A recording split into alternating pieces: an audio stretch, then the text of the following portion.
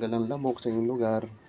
So, alis yung mga lamok-lamok, mga insekto sa lugar niyo. Tsaka maganda rin sa puno, no? Usukan yung puno. So, ito guys ang ginawa natin. So, ganyan. Dito tayo sa kubo, no? Yung kubo natin dito, sinindihan natin ganyan lang siya. No? Para yung mga lamok-lamok. Ito na guys. Okay. Usok na siya. So, yan. Meron dito tayo nilagay. So, lalagay naman natin to dito. Dito lang siya kasimple. Yung walang masusunog portion, dyan lang siya lagay. Hayaan lang siya ng maubos. So, meron na rin tayo nilagay dito. At meron na rin dito sa kabila.